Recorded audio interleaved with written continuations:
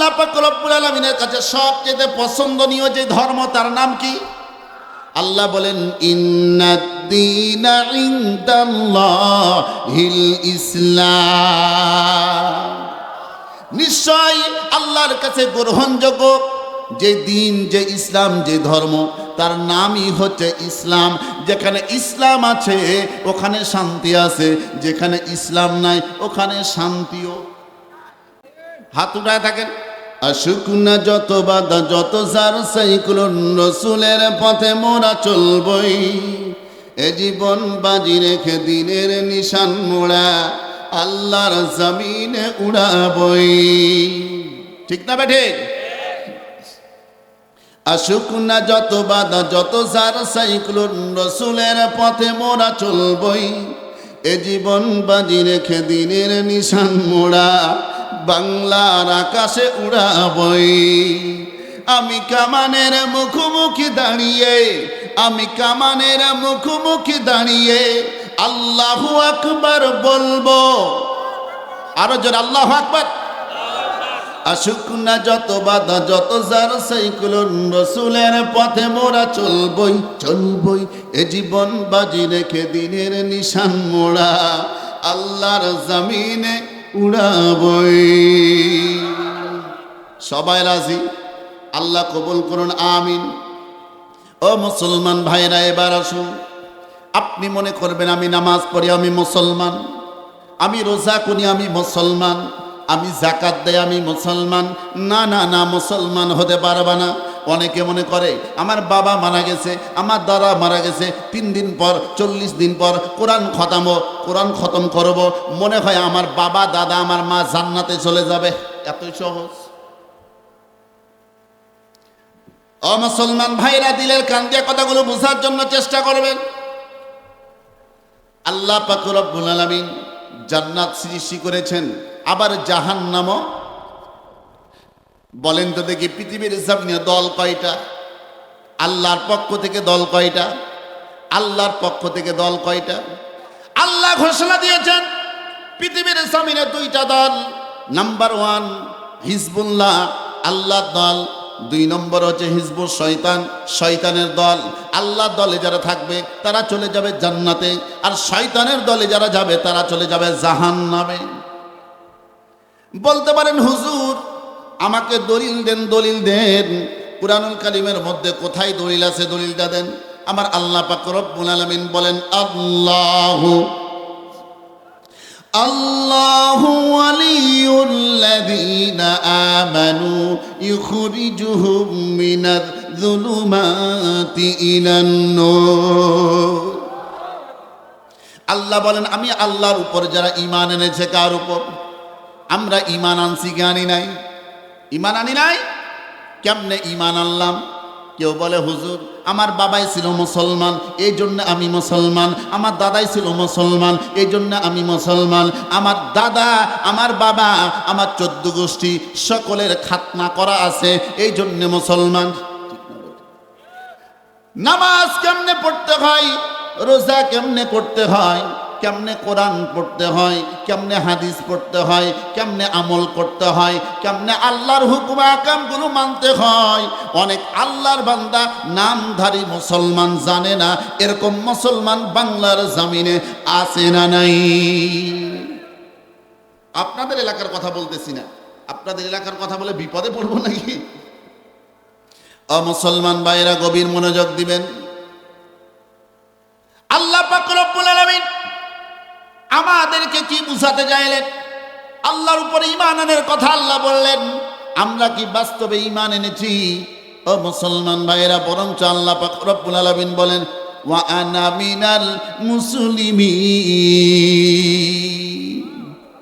আমরা মুসলমান। কে ঘোষণা দিয়েছে? আমাদের আব্বা জান।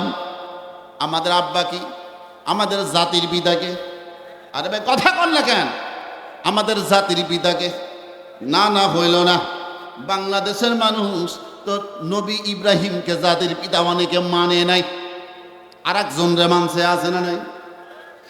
মুসলমান ভাইরা, আপনি রাজনীতি করতে পারেন, রাজনীতির মধ্যে অনেক দল আছে। ও মুসলমান ভাইরা, তবে আপনাকে বলতে চাই, আপনি যেই দল করেন না কেন, তবে আপনি মুসলমান বলেছেন, আমি মুসলমান, আপনি বলেছেন আমি মুসলমান, তাহলে মুসলমান যদি হন, তাহলে আল্লাহ যা বলেছে তা আপনার জন্য মানা কি ফরজ, মানা কি? আল্লাহ পাক রব্বুল আলামিন বলেন, মিল্লাতা আবিকুম ইব্রাহিম হুয়া সাম্মাকুমুল মুসলিমিন। আল্লাহ বলে দিলেন তোমাদের আব্বা, তোমাদের জাতির পিতা হযরত ইব্রাহিম। ও মুসলমান ভাইরা, আল্লাহ পাক রব্বুল আলামিন কুরআনুল কারীমের মধ্যে বললেন তোমাদের জাতির পিতা ইব্রাহিম। আর আল্লাহর কথাকে কেটে দিয়ে আপনি যদি দুনিয়ার কোনো কলিমুদ্দিন সলিমুদ্দিন দুনিয়ার জন্য কাজ করতে পারে, তবে আল্লাহ ঘোষণা দেয় না এতে জাতির পিতা। ও মুসলমান ভাইয়েরা, এই কথা বললাম আল্লাহর কথা, আপনি যদি রাগ করেন তাহলে বুঝতে হবে আপনার ঈমান নাই। আপনার মনের মধ্যে যদি কষ্ট লাগে বুঝতে হবে আপনার ঈমান নাই, আপনি ঈমান নাই, আপনি বেঈমান, আপনি নামধারী, আপনি মুসলমান, বাস্তবে আপনি হচ্ছেন মুনাফিক। এই জন্য আপনাকে কষ্ট লাগে।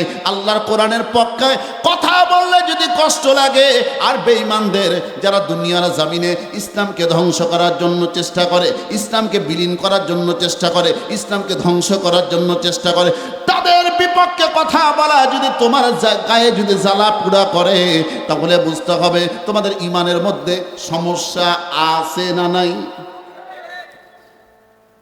সত্য কথা বলতে গেলে যেতে হবে কারাগারে, এই আতঙ্ক শুধু মুসলমানের ঘরে ঘরে। এ কেমন জামানা, সত্য বলা যায় না, না বলিল ঈমান থাকে না।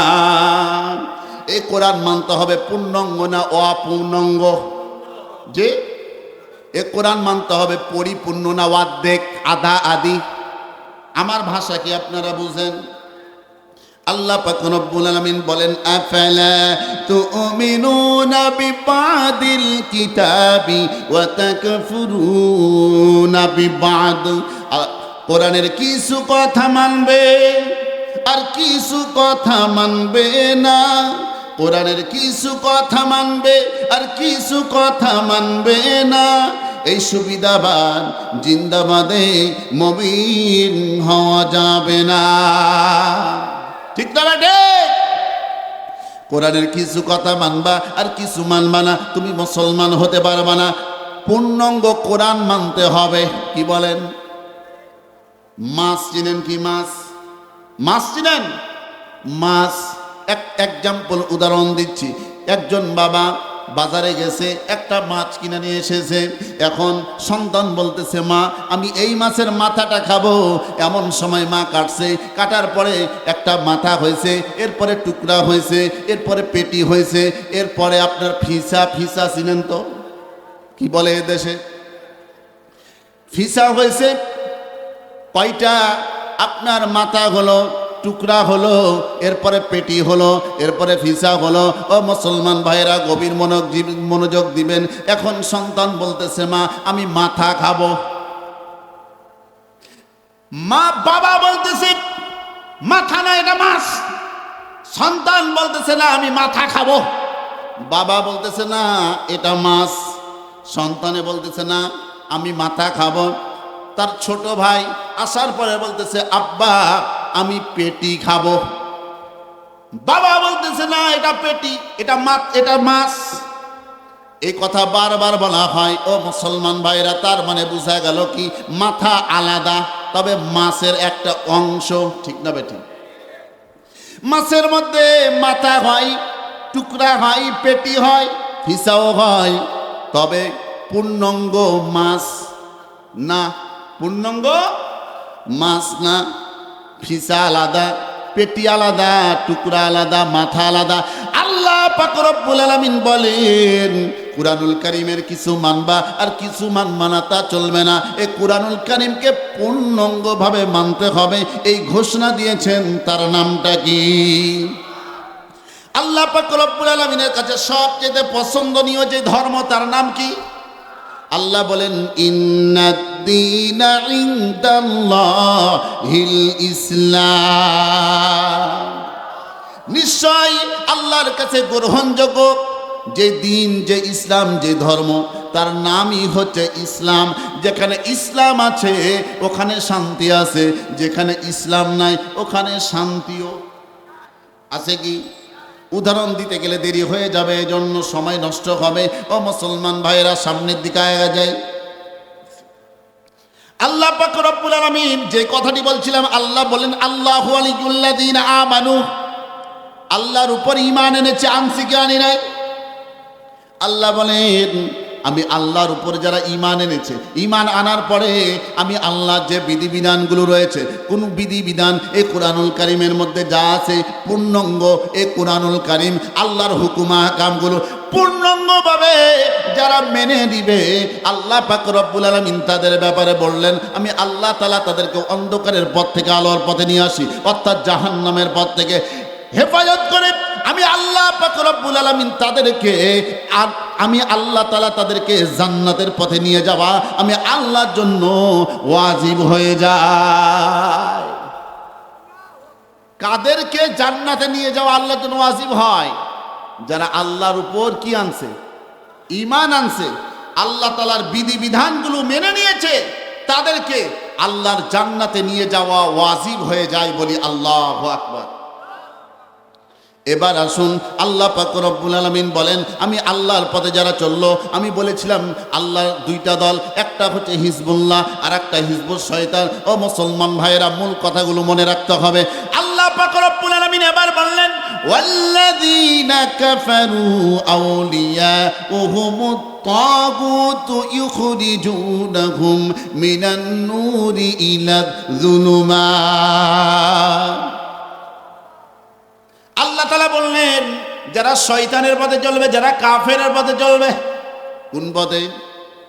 কথা কন না কেন? আপনারা কি তাফসীর বুঝেন না?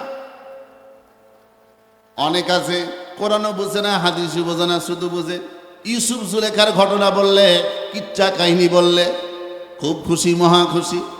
কিন্তু ও মুসলমান ভাইরা, কুরআনুল কারীমের তাফসিরের চাইতে নিখুঁত তাফসির আসমান জমিনের মধ্যে আর কোনো কিছু হতে পারে না।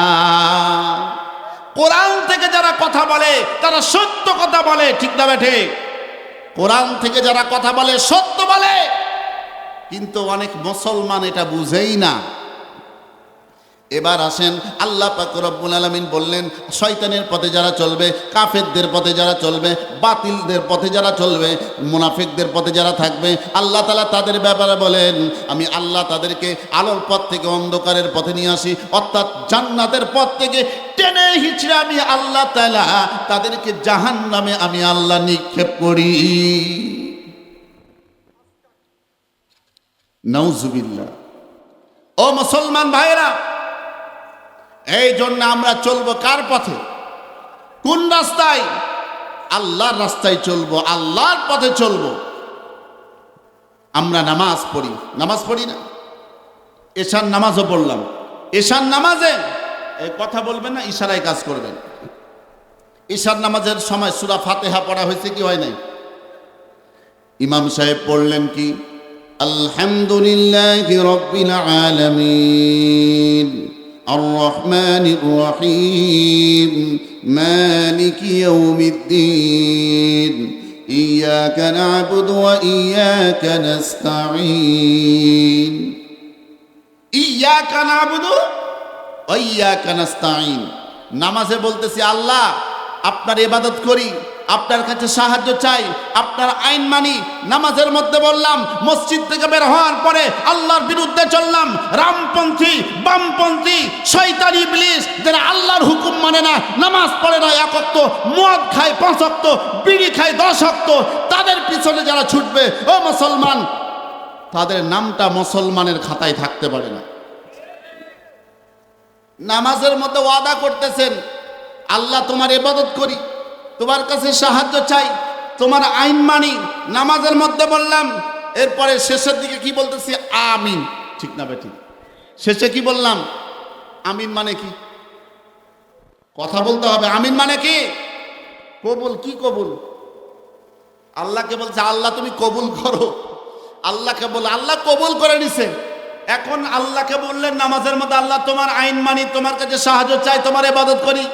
মসজিদ থেকে বের হওয়ার পরে যদি আল্লাহর বিরুদ্ধে যান, আল্লাহর পথে না থাকেন, আল্লাহর হুকুম না যদি মানেন, তাহলে আল্লাহর সাথে কি আপনার কথা ঠিক থাকলো, না আল্লাহর সাথে বেঈমানি করা হলো? অনেকে বলে হুজুর আমার তো বয়স হয় নাই, আমি একটু বুড়া হই। বুড়া বুঝেন তো কাদেরকে বলে? বুড়া বয়স্ক মানুষ যারা, বয়স্ক হই, বুড়া হই, তারপরে নামাজ পড়বো, কালাম পড়বো, হালাল পথে চলবো। আল্লাহ ডিজিটাল কায়দা আল্লাহ মেরে দিচ্ছেন, বলছে তুমি শেষ সময়ে মসজিদে যায় বলবা রব্বানা যালামনা আনফুসানা ওয়া ইল্লাম তাগফির লানা, আল্লাহ আমি তোমারে মানি। আল্লাহ কয় তুই কত বড় সিটার আর বাটপার আমি আল্লাহ ভালো কইরা জানি।